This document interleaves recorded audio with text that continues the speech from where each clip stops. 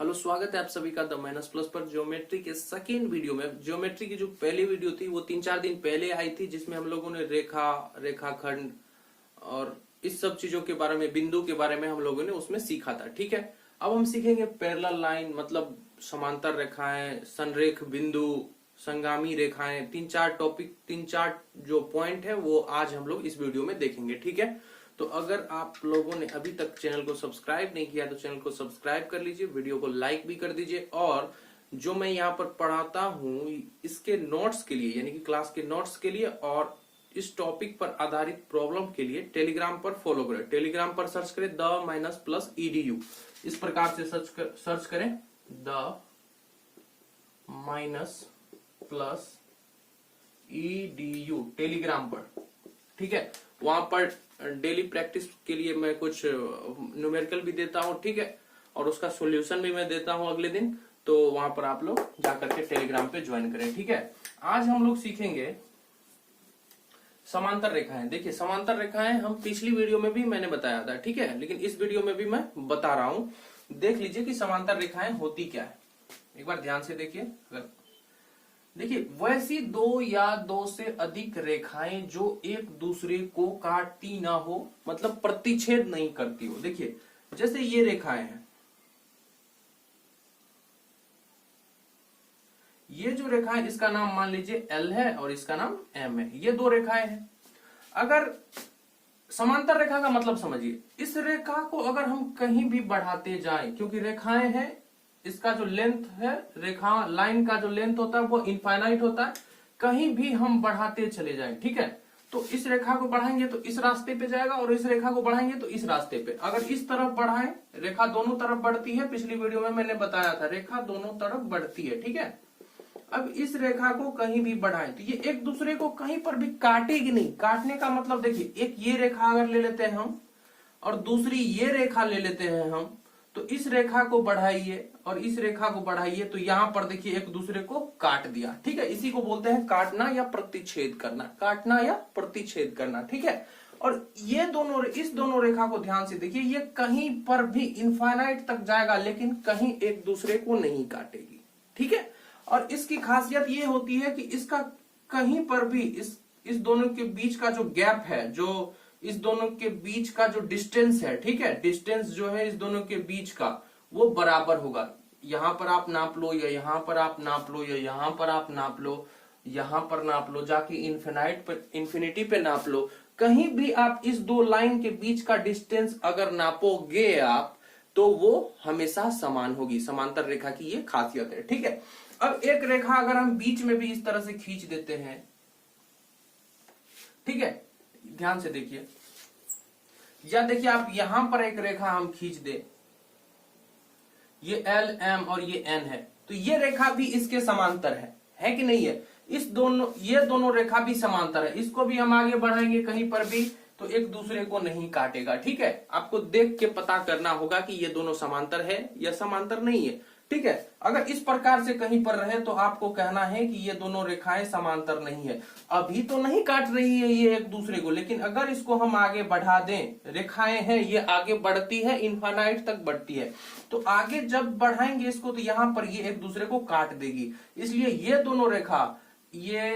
दोनों रेखा समांतर रेखा नहीं कहलाएगी। ये दोनों एक दूसरे को काट रही है, ये प्रतिच्छेदी रेखा है, एक दूसरे को प्रतिच्छेद करती है, इसलिए प्रतिच्छेदी रेखा है। ठीक है, और ये जो है L M N ये समांतर रेखा है, क्योंकि देखिए तीनों, ना ये इसको कहीं पे काटेगा, ना ये इसको कहीं पे काटेगा, ना ये इसको कहीं पे काटेगा। इनफाइनाइट तक आप ले जाओ, कहीं पर एक दूसरे को काटने वाला नहीं है। चलिए हम अगला जो पॉइंट है उसको देखते हैं, समांतर रेखा। अभी देखिए, अगर कुछ भी डाउट होगा तो आप लोग कमेंट में पूछिएगा, और टेलीग्राम पर अगर आप फॉलो करोगे तो वहां पर मैं क्लियर करूंगा, या अगली वीडियो में भी मैं बता दूंगा उसको।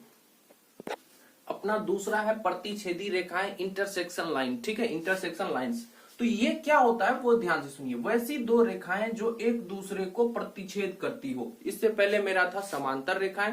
समांतर रेखाएं एक दूसरे को प्रतिच्छेद नहीं करती है, वो इस तरह से जाती है इनफाइनाइट तक और एक दूसरे को प्रतिच्छेद नहीं करती है, मतलब नहीं काटती है।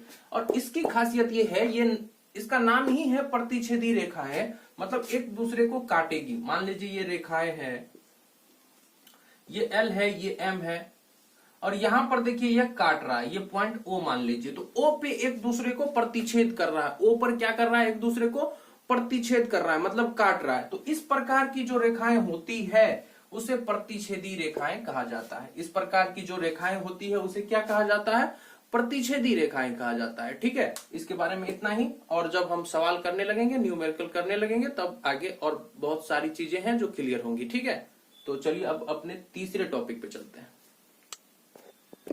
अब तीसरा जो पॉइंट है अपना, संगामी रेखाएं, इसको समझने की कोशिश करिए। देखिए संगामी रेखाएं, कंकरेंट लाइंस, ठीक है, ये क्या होता है वो ध्यान से देखिए।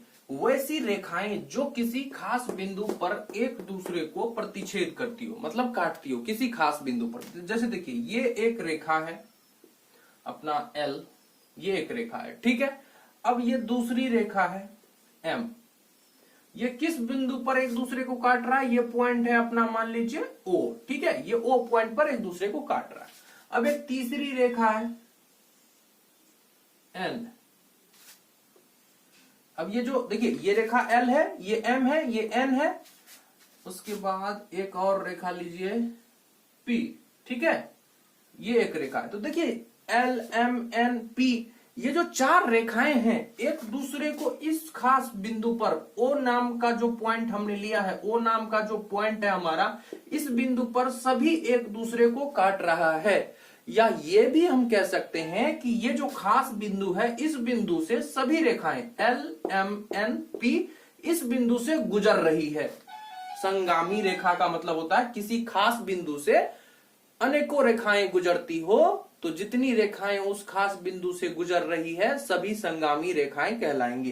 देखिए ये जो खास पॉइंट है, इस पॉइंट से ये रेखा भी गुजर रही है, ये वाली रेखा भी गुजर रही है, ये वाली रेखा भी गुजर रही है, और ये वाली रेखा भी, चारों रेखाएं इस पॉइंट से गुजर रही है, एक ही पॉइंट से, इस पॉइंट से। ये कॉमन पॉइंट है, सभी रेखा जो है उसका ये कॉमन पॉइंट है, इसलिए ये जो एल एम एन पी ये चार रेखाएं हैं, ये एक दूसरे का संगामी रेखा, ये सभी एक साथ संगामी रेखाएं कहलाएंगी, ये सभी एक साथ संगामी रेखाएं कहलाएंगी। ठीक है, अब चलिए चलते हैं अपने अगले पॉइंट पे, जो कि है, अब देखिए ध्यान से, संरेख बिंदु अपना अगला पॉइंट है। संरेख बिंदु अपना अगला पॉइंट है, इसको इंग्लिश में बोलते हैं एलिगन पॉइंट्स। ठीक है, एलिगन पॉइंट्स क्या होता है वो ध्यान से सुनिए। किसी रेखा पर स्थित सभी बिंदु संरेख बिंदु कहलाती है। देखिए हम आपको बताए थे जो रेखाएं हैं वो पॉइंट से मिलकर बनी है, पॉइंट से मिलकर बनी है, पॉइंट से मिलकर बनी है, यह बात हम आपको बताए थे हम अपनी पिछली वीडियो में। जितनी भी रेखाएं हैं वो बिंदु का समूह है, ठीक है, बिंदु का समूह है जिसमें केवल लंबाई होती है। तो मान लीजिए ये पॉइंट है, ये P है, ये Q है, ये R है, ये S है, ये T है, ये U है, ये B है, ये W, ये X, ये Y, ये Z, ये A, ये B, ठीक है, इस तरह से पॉइंट है। ठीक है, तो इस पॉइंट, सभी पॉइंट को अगर हम मिला दें तो एक रेखा बनेगी। ये जो रेखा है अपना, ये L रेखा है, मान लीजिए L रेखा है, ठीक है। इस पर जितने भी पॉइंट हैं सभी एक साथ क्या कहलाएंगे, एलिगन पॉइंट। इस रेखा पर, किसी भी रेखा पर स्थित सभी बिंदु संरेख बिंदु कहलाती है। किसी रेखा पर कितने पॉइंट होते हैं, अनंत होते हैं, हम सबको गिन नहीं पाएंगे, सबका नामकरण भी नहीं कर पाएंगे, लेकिन जहां पर जरूरत होगी, 1 पॉइंट, 2 पॉइंट, 3 पॉइंट, 4, 5, 6, 7, 10 पॉइंट, मतलब जितने की जरूरत होगी वहां पर हम इस तरह से सोचेंगे कि एक ही लाइन पे है, तो ये सभी मिलके संरेख बिंदु कहलाएंगे। मान लीजिए हमारे पास एक पॉइंट है यहाँ पे P, और एक पॉइंट है यहाँ पे Q, एक पॉइंट है यहाँ पे R, ठीक है, यहाँ पे P, यहाँ पे Q, यहाँ पे R, 3 पॉइंट है हमारे पास। इस तीनों पॉइंट को अगर मिला देते हैं तो एक रेखा बनती है, मान लीजिए रेखा L है। अब इस रेखा पर तो अनंत, इनफाइनाइट पॉइंट है, सभी पॉइंट को हम नहीं लेंगे, लेकिन इस तीनों पॉइंट को तो हम जानते हैं ना कि ये P पॉइंट है, ये Q है, ये R है, इस तीनों पॉइंट को तो हम पहले से जान रहे हैं। तो यहां पर हम ये कहेंगे P, यहां पर ये कहेंगे कि पॉइंट P Q R एलिगन पॉइंट है, एलिगन पॉइंट है या संरेख बिंदु है, या ये कहेंगे एलिगन पॉइंट का मतलब ही होता है संरेख बिंदु, संरेख बिंदु, संरेख बिंदु। तो देखिए इस प्रकार से आप समझिए, इस रेखा पर तो इनफाइनाइट पॉइंट्स हैं, उस सब की बात छोड़ दीजिए, लेकिन P Q R जो खास पॉइंट है जिसको मिलाने से एक रेखा बनी है, इस तीनों पॉइंट को मिलाने से एक रेखा बन गई यहां पर, तो ये तीनों पॉइंट क्या कहलाएंगे, एलिगन पॉइंट कहलाएंगे। लेकिन यहां पर देखिए अगर ये पॉइंट है, एक पॉइंट ये है, एक पॉइंट ये है, तो इस तीनों को मिलाने से एक रेखा तो नहीं बनेगी। इस दोनों को मिला दीजिए तो एक रेखा बनती है, इस दोनों को मिला दीजिए तो एक रेखा बनती है, इस दोनों को मिलाइए तब एक रेखा। ये तीनों पॉइंट आपस में संरेख पॉइंट नहीं है, एलिगन पॉइंट नहीं है ये तीनों। हाँ, इस दोनों की बात करेंगे, मान लीजिए ये पॉइंट ए है, ये पॉइंट बी है, ये पॉइंट सी है, तो ए और बी की बात करेंगे, पॉइंट ए और पॉइंट बी, तो ये संरेख बिंदु कहलाएंगी। क्यों? क्योंकि ये दोनों पॉइंट एक ही रेखा पर है कि नहीं है। फिर अगर हम बी और सी की बात करेंगे तो ये दोनों संरेख बिंदु है, और अगर ए और सी की बात करेंगे तो संरेख बिंदु है। लेकिन ये तीनों आपस में संरेख बिंदु नहीं है, तीनों एक रेखा पर संभव नहीं है। देखिए एक यहाँ है, एक यहाँ है, एक ऐसा आप रेखा नहीं खींच सकते हो जिस पर तीनों आ जाए। ठीक है, बात समझ में आ रही है। अब चलिए अपना अगला जो पॉइंट है वो है प्लेन। प्लेन तल, समतल, वो क्या है उसको जानते हैं। अब जो अपना आज का आखिरी पॉइंट है तल, समतल, प्लेन, इसको ध्यान से आप समझने की कोशिश करिए। देखिए एक ऐसी चपटी सतह जिसमें लंबाई और चौड़ाई होती है परंतु ऊंचाई नहीं होती, लंबाई चौड़ाई होती है परंतु ऊंचाई नहीं होती। ये अगर व्हाइट बोर्ड की हम बात करें, ये जो व्हाइट बोर्ड है इसकी अगर बात करें, इसकी ऊपरी सतह की अगर बात करें, ये जो ऊपरी सतह आप देख रहे हो ये एक समतल है, ये एक तल है। ठीक है, ये एक तल है। अब देखिए अगर जमीन है, धरती है, मान लीजिए खेत है, खेत का जो ऊपरी सतह है वो भी प्लेन है। जहां जहां आप देखिए कोई बुक का जो ऊपरी पेज है वो भी प्लेन है, पेज जो है, पेज का ऊपरी जो सतह है वो भी प्लेन है। प्लेन को आप इस तरह, ये देखिए मान लीजिए ये पूरी धरती है तो ये प्लेन है, ये चपटा जो है वो प्लेन है, चपटी सतह होनी चाहिए। ठीक है, अब ये जो एक चीज और देखिए आप, ये तो सतह की बात हो गई, समतल की बात हो गई कि ये बोर्ड का ऊपरी सतह, खेत का ऊपरी सतह, आपके कॉपी के पेज का ऊपरी सतह, ये सभी समतल है। ठीक है, तो ये बोर्ड जो है अपना ये भी समतल है। अब आपको जरूरत कहां पड़ेगी इस चीज की, ये देखिए ये अपना y, ये अपना x एक्सिस, ये अपना y एक्सिस। ठीक है, ये x डैश, ये y डैश। अब देखिए ये एक प्लेन है, ये एक प्लेन है, ये एक प्लेन है, ये एक प्लेन है, ये चार अलग अलग। इस प्लेन को कहते हैं XY प्लेन। ठीक है, इसको क्या कहते हैं, XY प्लेन कहते हैं। ये एक अलग समतल है। ठीक है, ये एक अलग समतल है, ये एक अलग समतल है, और ये एक अलग समतल है। ठीक है, इसको बोलते हैं XY प्लेन। ठीक है, इसको बोलते हैं X डैश Y प्लेन। ठीक है, इसको बोलते हैं X dash Y dash plane. ठीक है, और इसको बोलते हैं X Y डैश प्लेन।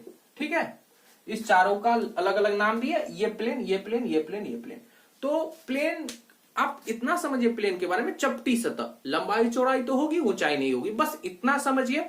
और इससे जो ज्यादा समझने की जरूरत पड़ेगी तो जब हम न्यूमेरिकल सवाल बताएंगे ना इस पर आधारित, उस समय क्लियर हो जाएगा। आपको ज्यादा इस पे लोड नहीं लेना है। ठीक है, अगर आपने चैनल को सब्सक्राइब नहीं किया, चैनल को सब्सक्राइब करिए, वीडियो को लाइक करिए, दोस्तों में शेयर करिए, और टेलीग्राम पर सर्च करिए द-edu। ठीक है, बिना स्पेस के द-edu टेलीग्राम पर क्लास के नोट्स के लिए और प्रॉब्लम्स के लिए, और वहां पे डेली प्रैक्टिस प्रॉब्लम्स भी हम देते हैं और उसका सॉल्यूशन भी देते हैं। तो टेलीग्राम पर ज्वाइन करिए, और चलिए मिलते हैं अगली वीडियो में, तब तक के लिए टेक केयर।